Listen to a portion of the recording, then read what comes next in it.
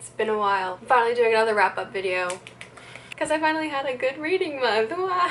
Alright, hi guys, welcome back to my channel. Thank you so much for clicking on today's video. Don't forget to subscribe before you click off. So this month I read 10 books, and that is the biggest reading month I've had in quite a while. I've been so busy, haven't been very inspired to read lately, so I feel like this month was definitely different. This month I have been in Korea. I'm still in Korea. I think that might be part of it. I don't know. I'm living alone. I don't have a whole lot of like connection with people, and so I've just been kind of like hiding in my room and reading a lot of the time, so that's probably part of it. Also, I apologize for my morning voice. I woke up only a little bit ago, so I'm sorry. But I had a lot of thoughts about all the books that I read this month, so I wanted to make sure I had a time to say it because I want to let you guys know what I think and what you should read as well. Alright, so the first book that I completed in this month was A Crown of Gilded Bones, which is book 3, I believe, in the Blood and Ash series. And if you don't know about the Blood and Ash series, it's been around for a while, but it's a popular romantasy series, and we're following this girl named Poppy, who...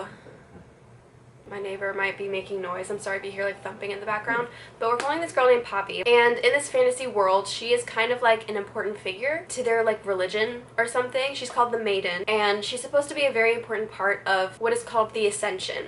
They need the Maiden in order to ascend. And it's kind of like complicated how that works. But basically they need her in order to be immortal. So she's a very important figure. And she also has the ability to sense other people's pain. So that's pretty interesting. A whole lot happens from there. And I don't really want to get into the details, but basically like a whole romance ensues and stuff that definitely contains spoilers. But there's a whole lot about Poppy that's a secret at the beginning, and there's so much more that you find out along the way that is very cool, I think. And I feel like at some point it got a little bit overkill. I'm not gonna lie, like there is just like so much about her, and she kind of got like OP or something. But Crown of Gilded Bones specifically, this book I actually really liked. I gave it a 4 stars. It was like probably my favorite of the series because just so much happened, and I feel like usually the problem with these books is that not a lot happens, especially in the first half. And I definitely get opinions later on, but I'll talk about that I'll talk about that later. But at this point in my reading this series, I'm like, okay, it's like really improving, it's going up, alright, let's cool. I'm just gonna go ahead and skip to when I read War of Two Queens because that's the next book. I completely am not going to continue the series. Like, the thing that I was completely dreading and really hoping and praying that wouldn't happen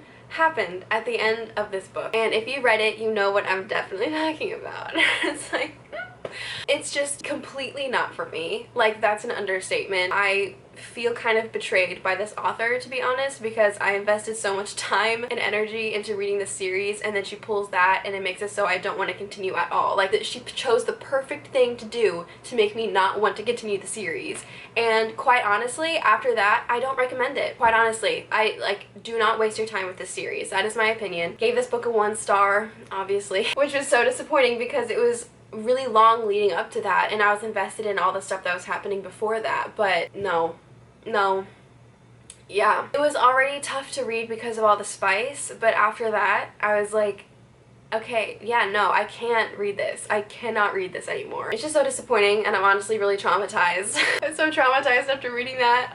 So yeah, that's my recommendation. I know there's a lot of people that still like it, but my recommendation is do not waste your time with this series. Just don't pick it up. Anyway, after that, I read Before I Go to Sleep, which is, the way that I like to think about it, is kind of a literary fiction with a little bit of thriller, because if you go into it expecting it to be a complete thriller, then you're probably going to be disappointed because it's mainly just a story that's mainly psychological and kind of uneasy and unsettling. And then the ending for me was pretty thrilling, so yeah, don't go into it really expecting to be like heart-pounding the entire time. I feel like those expectations are what led to me to give this book a 5 stars because it was so incredible. I definitely recommend it. Apparently it does have a movie, but I can tell already that like the book is better. I recommend reading the book. I like the book a lot. Basically the concept is, I don't want to over explain it because the whole point of this book is that you're discovering so much along the way, and there's a lot that's secret at the beginning. Like, you're supposed to go in not really knowing anything, because the whole concept is that this main character gets amnesia and forgets like the last 20 something years of her life every time she wakes up. She'll remember the whole day that she's in, but then as soon as she goes to sleep, she wakes up in the morning not remembering like anything. So we're kind of supposed to go in her shoes, like not knowing anything about her life, because she is discovering it and we're discovering it along with her. And I think that is such a unique concept, and I loved it. I thought it was really well done. It was so cool to discover her life with her, because there's so much that she doesn't know. Yeah, I don't want to say too much, but I was so invested. You can go watch my 24-hour challenge video where I read this book, because I was totally freaking out with a lot of it, and I feel like the author just did such a good job with this concept. So I definitely recommend this book, and it's not too long too, so you can just breeze right through it. I know, I read it in one sitting. And then after that, I read Lost Boy by Christina Henry. Sorry if I haven't been saying the authors, I just realized. Lost Boy, I gave 4 stars, and Christina Henry makes like twisted fairy tales, and this is the first one that I have read by her, and I really want to read her Alice series. I think that's her like most well-known stuff. Her stuff is also kind of like spooky, so I'm probably gonna be reading it in the fall time. But basically, it is a retelling of Peter Pan and Hook from Hook's perspective, and Hook is actually like kind of the good guy, like Peter Pan is the bad guy. Yeah, and it's very like brutal. Reminds me of the original tale, because the original tale was also could be kind of brutal. When I was reading it, I was kind of getting the same like creepy vibes that I got from the original tale. I don't think I've actually read the entire tale all the way through, like the original one, but it just kind of like is a bit creepy. I don't know, just the idea of having a whole troop of boys and they're led by this one person that just does not want to grow up, wants to stay a child forever, and is super reckless. That just sounds like a recipe for disaster. It sounds like a beginning to Lord of the Flies. So I feel like what transpired in this book made a lot of sense considering that. But it's very interesting, especially with the character of Captain Hook being so like level-headed. That was kind of a change, you know, to the original tale. That was interesting. But basically, like in this book, Captain Hook starts off as a lost boy. He was like the first lost boy, and him and Peter Pan were like friends for a long time. They like built up their roster of lost boys, and Peter Pan just gets more and more violent and reckless, and Hook doesn't like that. So that's kind of the concept, and obviously we know where they end up. But yeah, I think it's definitely the vibes of this kind of like spooky, psychologically unsettling. So I guess I do recommend if you like that kind of stuff. I feel like I like creepy books when they're very like a specific kind of creepy. There is like the type of creepy that is just like, it's just disturbing. Like, I don't like to be disturbed really that much. Like, I don't want to read anything about like the like demons and ghosts and like stuff that's like in horror movies. I don't know, that stuff is just like too much. But if it's really psychological and just kind of like crazy, I kind of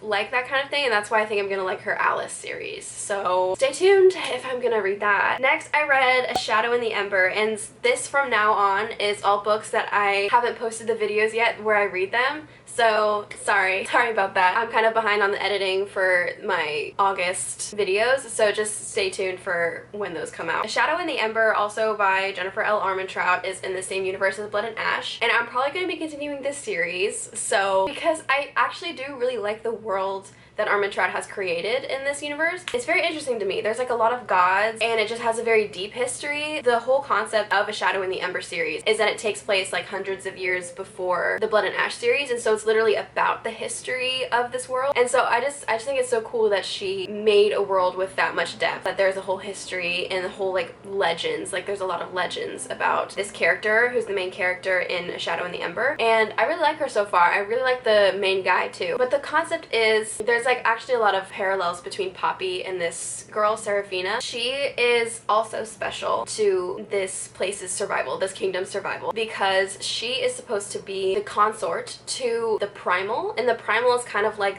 just a god but way more powerful. And every once in a while the gods choose someone that they want to be their consort from the mortal world, and this time Seraphina was chosen. But this time it's extra special because her kingdom is actually experiencing this plague type thing that's like infecting the land, and they think that it was caused by the primal of death, and the primal of death is the one that is supposed to be marrying her, like her consort. And it is told to her that the only way to stop this plague, this rot, from taking over and destroying their kingdom is by killing him. But how do you kill a primal, you may ask? Well, you gotta make him fall in love, and that's when his heart gets weak enough that he can be killed. So that is her mission, basically. Her mission is to marry this guy and get him in love with her and then kill him so that her kingdom can be saved. So it's very interesting, very compelling, because obviously, like, eventually that gets hard for her, and so it's very interesting. I definitely really like this series, and a lot of people like this series more than the original, and I'm probably gonna be one of those people. I mean, but people praise it because it is a lot more like straightforward than Blood and Ash. Like, there isn't all this filler, there isn't like a lot of just nothing happening for part of the book. Like, it's a lot more like stuff is always happening, and I definitely got that from Shadow and the Ember. That's why I gave it a 4.5, because I just couldn't stop thinking about it when I finished it. I was like, that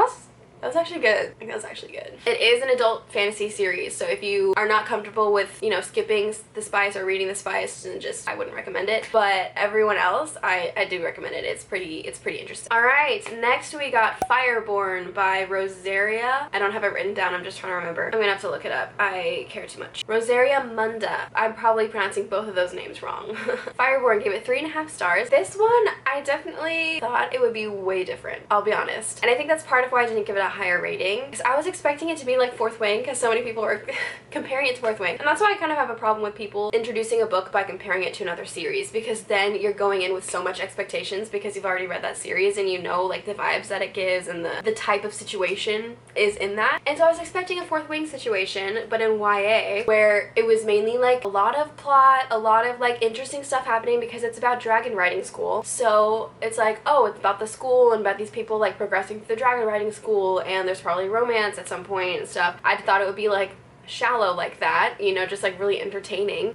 What I got was definitely the opposite. It wasn't that entertaining, but it was very based off of like emotion, and it was very political. It was kind of a strange mixture of mature and immature, because the characters were immature with their feelings for each other and their inability to decide if they were attracted to each other and stuff like that. But then it was super mature because there was so many themes in this that are very adult. The whole concept of this world, right? I'll just backpedal, is that it started off as a feudal system. So there were lords, there were patricians, there were serfs, and the lords were the ones who could dragon ride. There was absolutely no class jumping. It was very fixed, very much a caste system. But then there was a revolution that happened, and it kind of overthrew that kind of government, and a new government was put in place. Our main character was actually a son of a lord, and in order to overthrow the government, they wanted to kill all of the lord families, but for whatever reason, this guy got spared. And so he's one of the main characters. He was sent to an orphanage, like pretended to grow up a peasant and stuff like that. But this new government that was put in place is actually based off of Plato's Republic, the very old work that was written by Plato. If you don't know, I'm pretty sure it was just Plato's idea of the perfect government, in his opinion. And so this author, I guess, is like really into classics and stuff written back then, like in that time period. And so a lot of what she writes is based off of those kinds of written works, and I think that's really cool. I feel like it could have been executed a bit better, but I can see the little like sprinklings that she has put in there, and I can really appreciate it. So from that, you can even deduce that it's going to have a different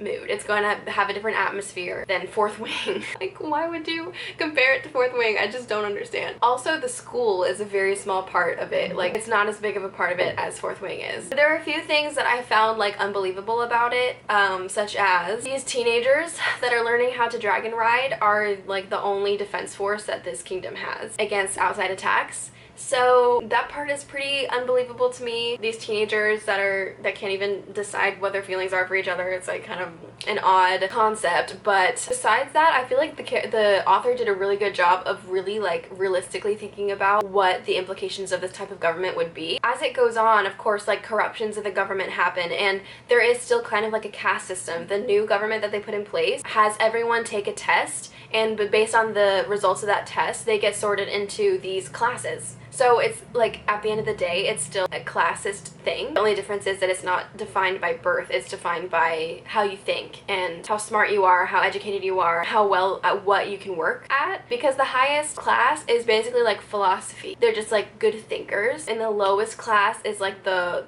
unskilled workers. So it's interesting, it's very compelling, and you can see our characters going through this kind of dilemma of like, should I keep on fighting for this government even though they're kind of turning into the old government and stuff like that. So in that way, it also kind of reminded me of Hunger Games, because one of the most compelling parts of Hunger Games is that when they wanted to overthrow the capital and overthrow like that whole government, the government that was going to take over was also corrupt. So I find it so interesting when stuff like that happens. Like, it's very morally gray. It's very like, you don't know who's the good side and who's the bad side. Like, it's very unclear. So that stuff is very compelling. As I'm recording this, it's already September and I've already finished the second book in this series, and so I'll probably talk about that in my September wrap up, but that is kind of my thoughts on that. The only thing that I'm kind of like not so psyched about this series is that I don't really feel attached to any of the characters. When sad things happen to the characters, I just get sad because I'm a moral person and I can recognize that that thing that happened was really terrible and sad. It's not necessarily because I'm attached to these characters. So that's the only thing. I feel like I don't really know what would fix that. Like, I don't really know what I would want the author to do differently to make me attached to the characters, but yeah, I don't know. There's a couple main characters. It's like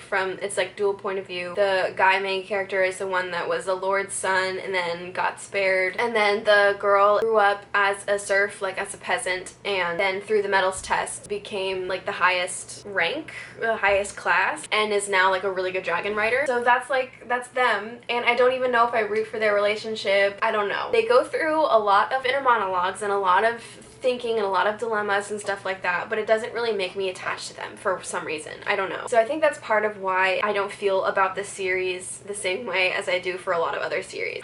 Even though it is very like smart, like the author really thought out all of this stuff. So yeah, that's kind of how I feel about it.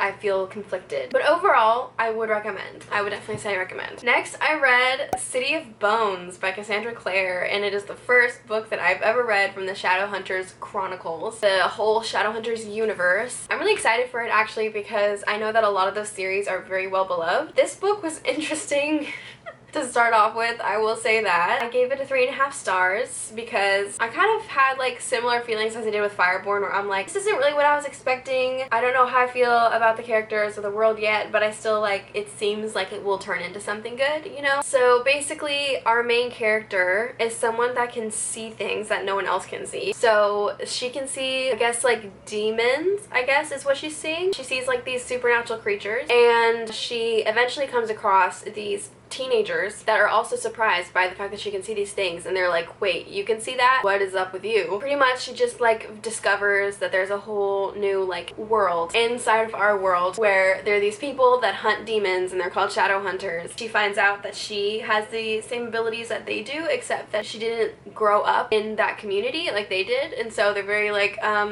why are you this way? So that's kind of the beginning, I guess, but there were some things that happened in this that I didn't know how to feel about, I'll be honest. I was just like, oh, that's strange. Why would the author do that? I don't understand why the author would write this like that. So yeah, I just like am very conflicted about it, but I do feel like it's going to be a good universe. It's going to be a good series. So I'm definitely going to keep going with it. I was just kind of like, why would the author I don't understand her choices here. So that's how I felt about that, I guess. I'm gonna keep on reading it and giving you guys my thoughts, but that was my thoughts on that book alone. Okay, the next books I read.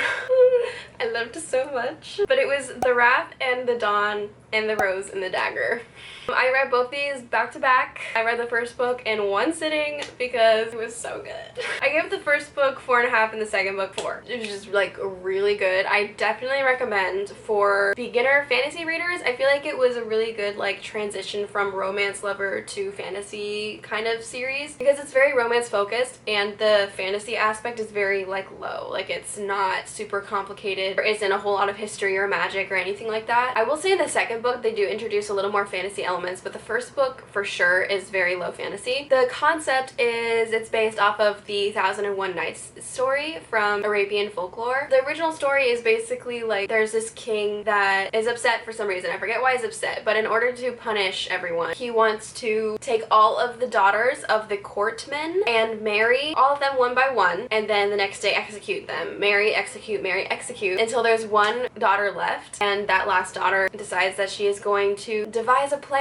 and that she is going to tell the king a story every night and leave it off on a cliffhanger so that he doesn't want to kill her in the morning. But in this story, so it's a retelling of that. So the fantasy world is based off of kind of like the Arabian type of kingdoms, and this romance is so beautiful. I am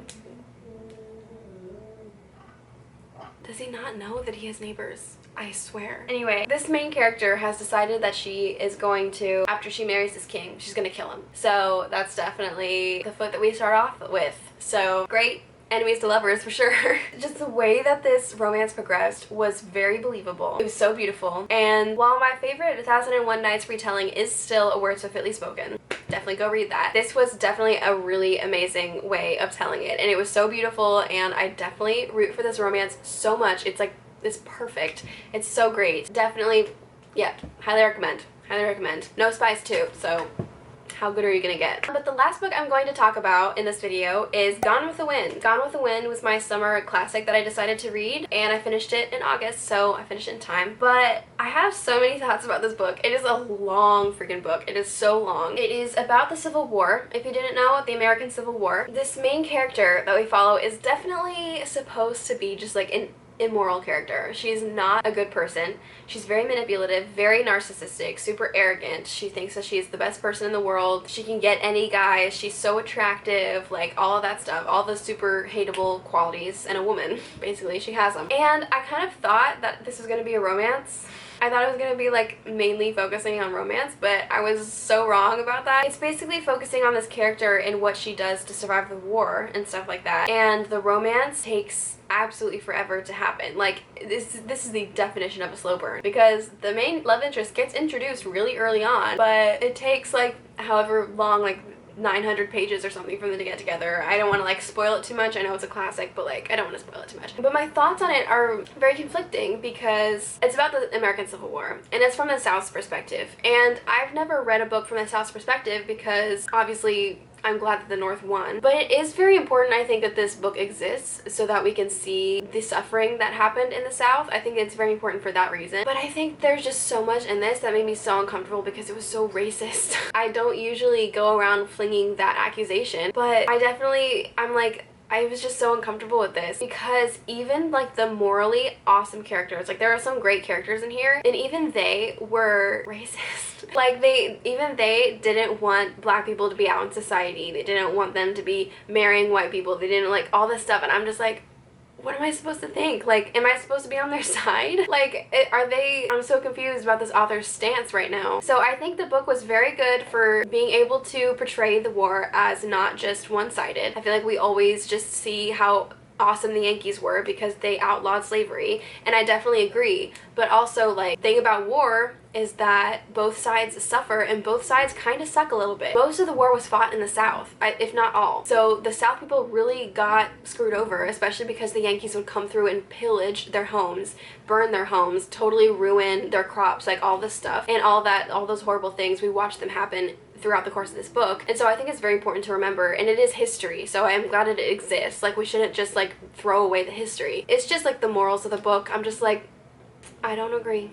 I just simply don't agree. I can never agree with this. So there was that, and it made me uncomfortable to hear about all that stuff. But I'm glad I read it, I guess. Like, it was a goal of mine. Like, the romance was disappointing. The ending was very disappointing. I was like, what is that ending? What the heck? I just read like 1,400 pages and got to that. What? Yeah, definitely a lot of thoughts, but it is a book that exists, and it won a bunch of prizes for some reason, and like, there's a movie about it. I kind of want to watch that, see what their take on it is. But that is the last book, so that means that this video is now over. Thank you so much for watching. Let me know if you've read any of these books in the comments and what you thought of them, and let me know if any of these books sounded good enough for you to pick up. So yeah, let me know. Let me know what you guys read this month. Thank you for watching to the end. Do not forget to subscribe, and do not forget to like. Please let me know if you did like this kind of video. I kind of want to get back into making these again. With that, I'm just gonna head out. Bye y'all.